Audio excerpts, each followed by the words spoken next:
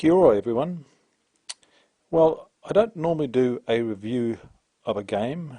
My videos tend to be just snapshots and session reports of what I'm currently playing. But I feel inclined to give this game, No Retreat, the North African Front, some game thoughts, because I think I've given it a slight disservice by not getting it to the table quicker than I should have. I've had the game now for quite some months, and apart from breaking it out, checking the components and having a partial run through of Crete, I didn't really get into the game.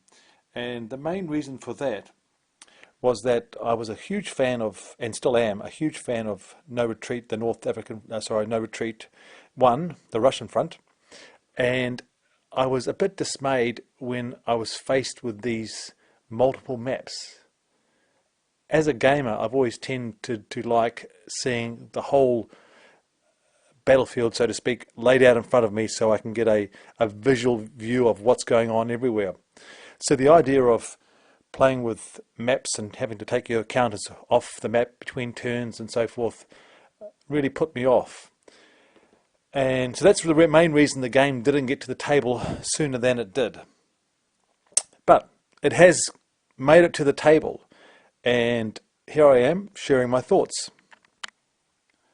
First up, no one can do a review or make a comment about one of these No Retreat games from GMT without mentioning, the terrific quality of the components. These boards are first class, really nice map boards. The counters themselves are excellent. I just got off the phone to my friend Patrick, who's punching out RAF, and he was cursing about the counters, and we were comparing them to No Retreat. No Retreat is really setting the standards, along with the likes of Academy Games' Conflict of Hero counters. So, component-wise, this is just a awesome package, and kudos to GMT for really raising the bar with these types of components. And you get a nice looking rule book and scenario book along with the boards and your obligatory stat sheets and so forth. So yeah, production wise, this is top notch. Turning to the gameplay itself, I set up the game the other week, a couple of weeks ago, to just do a solo run through of the game, just to get my head around it. And I set up the first campaign, and I was faced with this small map and this really low counter density, and I thought, this is great, I can get into this, it's accessible. And then after the first turn, or during the first turn, I was confronted with this morass of Chrome, so to speak, and I was hugely disheartened trying to figure out these rules. It just seemed to be fiddly, and so after my initial glee at seeing this in front of me with an easily manageable number of components, I was sort of sunken in terms of, oh no, this is just going to be a hard slog to get through these rules. Anyway, I persisted and got my head around the basic rules, and then we set up a game with Patrick, and we went straight into the campaign game. So we set that up and a few nights ago, and we're currently only halfway through the campaign game, but I've felt compelled to give my thoughts now, and I know it's pretty early in the piece to do that, but I felt compelled, given that I've personally sort of maligned this game a little bit, I think, because of the very reason I just mentioned a few moments ago, this supposed Chrome and this rule set that seems to be a little bit more difficult to get into than No Retreat 1. I'm not going to get into the details of the gameplay and how it plays. I'll leave that to some more professional and far superior reviewers than myself, but I really wanted to just give these thoughts about how I'm feeling about the game now that I'm halfway through this campaign. And I must say, they're very, very positive. I'm actually really excited about this game, and more so given the fact that I was able to get over that initial rules hurdle, and now that I've been playing it for quite some hours now, it's really taking me into the North African desert. And when a game does that to me, it takes me to the theatre itself. That says something. So I'm going to come out right now early on and say kudos to Carl. He has made an excellent thematic game representing the North African front. Yep, I know I've jumped in early in the review to say that, but I wanted to get that out because I'm so impressed with this. So for someone that was really concerned about these multiple maps and not having that whole picture of the battlefield in front of me at all times, I can now understand why Carl designed it in the way he has, because he has given the treatment to the North African front that I think it deserved, and that couldn't have been done as well if he had used a single map.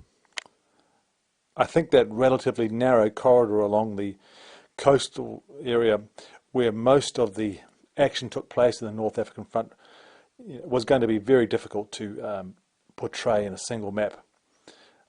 My only really other foray into North African games was Rommel in the Desert, which I played a couple of years ago, and I enjoyed, but this game I think is far, far superior. So, far from taking me out of the experience, having to change maps in this game, for me, it actually adds to the thematic side of it. It casts me into that role of planner and overall commander, supply manager, someone that's grappling to see if they can get the initiative off the opponent, and it just seems to weave in really well with this use of these multiple maps. Each map has its key supply points and main arterial routes, and there aren't too many, so each map poses a dilemma really, in that you are confronted with this new situation each time you have to change maps, and it really gets you thinking, having to switch between maps and retreat and hold areas that you were once trying to take. It just works really well. The game itself has some scripting in it. For example, early on the Italians are going to take a hammering no matter what you really do, unless you're a very good player.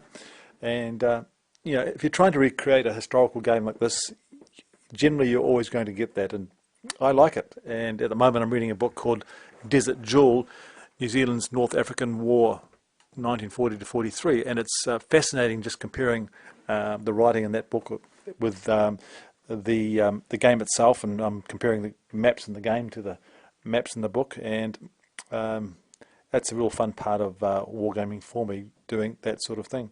So there is some scripting early on and during the game, but it's done really, really well, just like the Russian Front No Retreat 1. Carl has done a superb job at balancing the games so that when historical events take place, they come in a balanced way, and a way that does in a lot of respects recreate what happened in history. So that's one of the large things I really admire with these two no retreat games. They really do make it a living history game when you're playing them.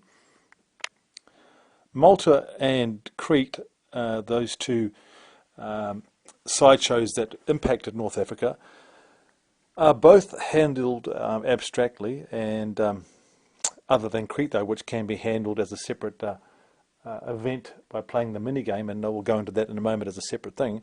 But for all intents and purposes, that's the only way they can really be handled in a game of this scale and this level, and I think he's done a very good job doing that. Certainly if you're playing this game, Malta is a vital aspect of the supply situation in North Africa, and I found that out as playing the Axis forces, and having failed to take Malta, it's been punishing.